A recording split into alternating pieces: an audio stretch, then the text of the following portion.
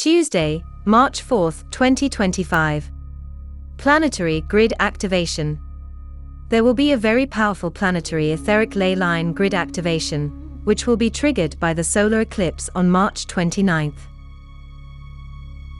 During that eclipse, a strong flash of light will activate planetary dragon ley lines with a quantum leap to the new level, so that the planetary energy grid will be ready for the cascade of events that will follow in quick succession in April and May. In the next few blog updates, I will be able to say more about this very powerful activation process taking place in April and May. Until then, preparation steps need to be taken and lots of darkness removed so that the light can finally begin to enter. First, a clearing process of the deepest part of Lurker subquantum anomaly on the surface of the planet will be taking place between the lunar eclipse on March 14th and the solar eclipse on March 29th. Clearing of subquantum anomaly is never pleasant or easy, so brace for the impact. On top of that, Saturn rings will be edge-on as seen from Earth on March 23rd.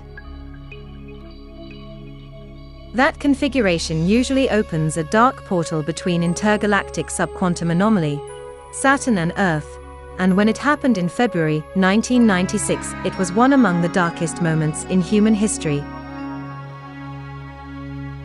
This time, it will be an opportunity for the light forces to clear a large portion of subquantum anomaly once and for all. Also, in the time frame between the two eclipses, Sun will travel from the last degrees of Pisces into first degrees of Aries, and activate the stellium of planets Mercury, Venus, Saturn, Neptune, sitting near the Pisces-Aries boundary.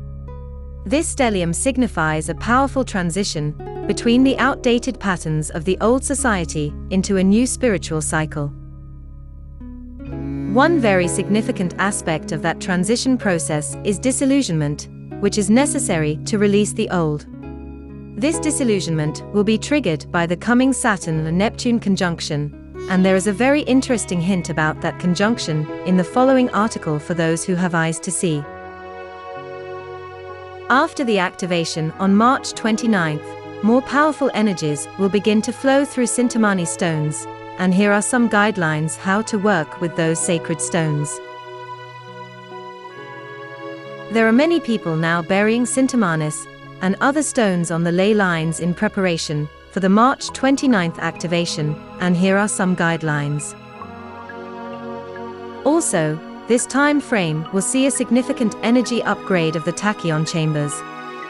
For the planetary energy grid to function in harmony and balance, more tachyon chambers need to be activated, especially in North, Central and South America. As Pleiadian fleet is getting closer, the healing process inside the chambers will be getting even more effective. After March 29th, many key planetary vortexes will experience powerful activations. The first one is the Jerusalem vortex, which is anchored at the Temple Mount.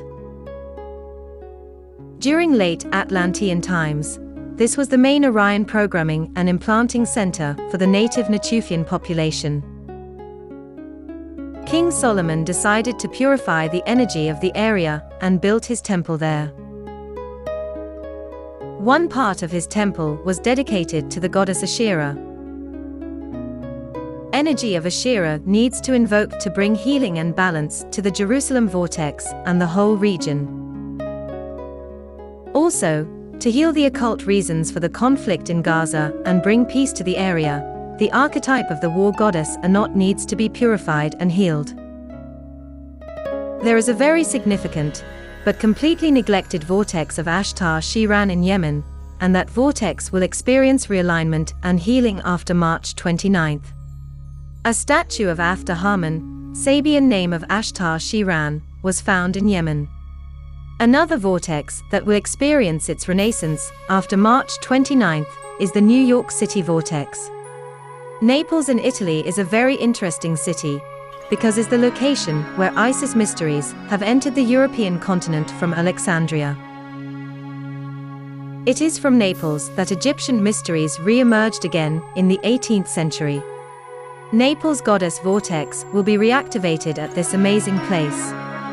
Paris double vortex will also be upgraded. The Versailles part will receive a boost through the grotto.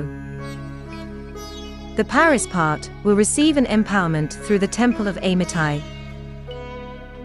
That temple belonged to Loge de l'Amiti, a Masonic lodge created in Paris around 1775 to cultivate goddess mysteries. To support this huge planetary activation process, and especially the completion of the Pan-American Dragon Ley Line, we will be having a workshop in Bogotá on April 13th. And in New York City on April 19th. You are more than welcome to join us. Victory of the Light.